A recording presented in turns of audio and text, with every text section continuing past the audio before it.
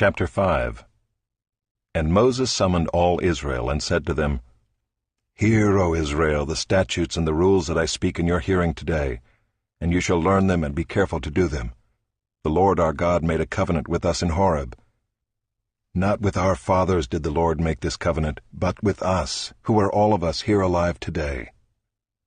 The Lord spoke with you face to face at the mountain, out of the midst of the fire, while I stood between the Lord and you at that time, to declare to you the word of the Lord.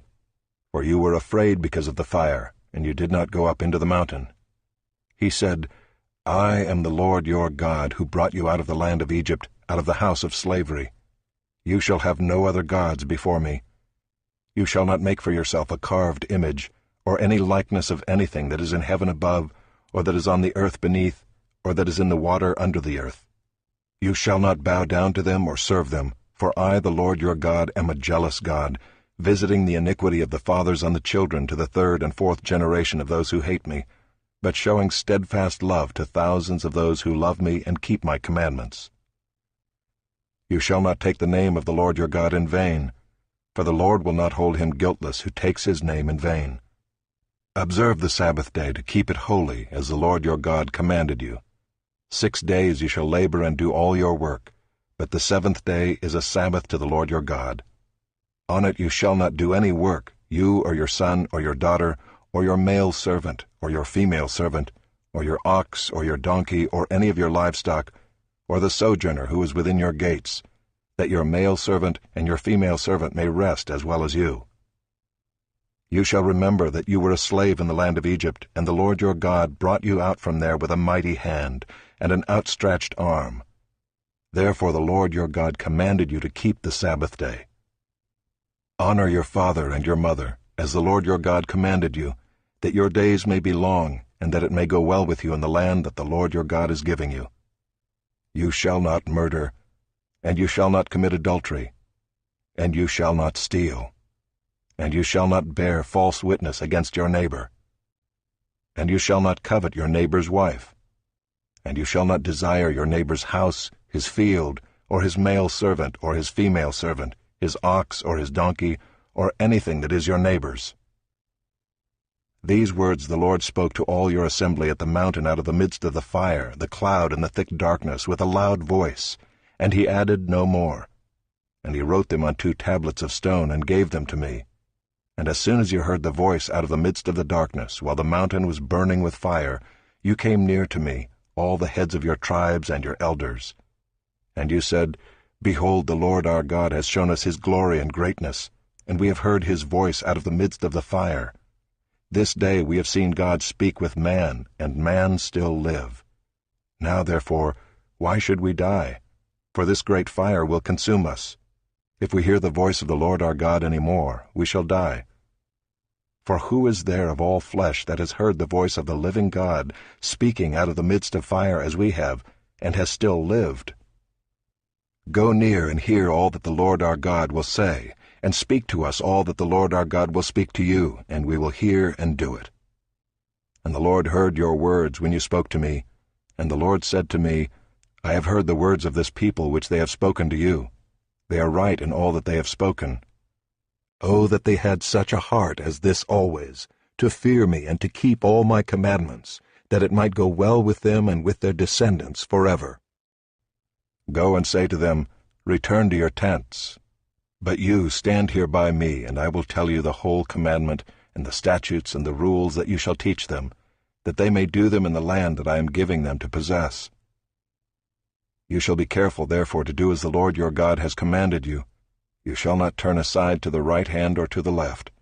You shall walk in all the way that the Lord your God has commanded you, that you may live, and that it may go well with you, and that you may live long in the land that you shall possess.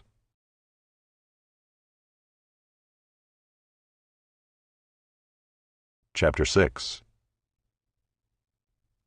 Now this is the commandment, the statutes, and the rules that the Lord your God commanded me to teach you, that you may do them in the land to which you are going over to possess it, that you may fear the Lord your God, you and your son's son, by keeping all his statutes and his commandments, which I command you, all the days of your life, and that your days may be long. Hear, therefore, O Israel, and be careful to do them, that it may go well with you, and that you may multiply greatly, as the Lord, the God of your fathers, has promised you, in a land flowing with milk and honey. Hear, O Israel, the Lord our God, the Lord is one.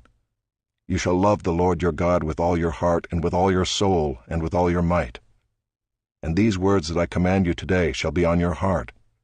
You shall teach them diligently to your children, and shall talk of them when you sit in your house, and when you walk by the way, and when you lie down, and when you rise.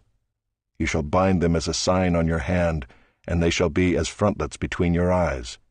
You shall write them on the doorposts of your house and on your gates. And when the Lord your God brings you into the land that he swore to your fathers, to Abraham, to Isaac, and to Jacob, to give you, with great and good cities that you did not build, and houses full of all good things that you did not fill, and cisterns that you did not dig, and vineyards and olive trees that you did not plant, and when you eat and are full, then take care lest you forget the Lord who brought you out of the land of Egypt, out of the house of slavery. It is the Lord your God you shall fear. Him you shall serve, and by his name you shall swear. You shall not go after other gods, the gods of the peoples who are around you. For the Lord your God in your midst is a jealous God, lest the anger of the Lord your God be kindled against you, and he destroy you from off the face of the earth. You shall not put the Lord your God to the test, as you tested him at Massah. You shall diligently keep the commandments of the Lord your God, and his testimonies and his statutes which he has commanded you. And you shall do what is right and good in the sight of the Lord, that it may go well with you, and that you may go in and take possession of the good land that the Lord swore to give to your fathers, by thrusting out all your enemies from before you, as the Lord has promised.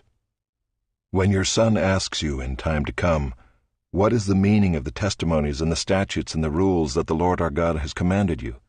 Then you shall say to your son, We were Pharaoh's slaves in Egypt, and the Lord brought us out of Egypt with a mighty hand. And the Lord showed signs and wonders, great and grievous, against Egypt and against Pharaoh and all his household, before our eyes. And he brought us out from there, that he might bring us in and give us the land that he swore to give to our fathers. And the Lord commanded us to do all these statutes, to fear the Lord our God, for our good always, that he might preserve us alive as we are this day. And it will be righteousness for us if we are careful to do all this commandment before the Lord our God, as he has commanded us.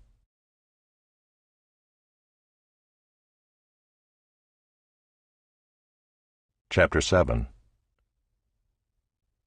When the Lord your God brings you into the land that you are entering to take possession of it, and clears away many nations before you, the Hittites, the Girgashites, the Amorites, the Canaanites, the Perizzites, the Hivites, and the Jebusites, 7 nations more numerous and mightier than you.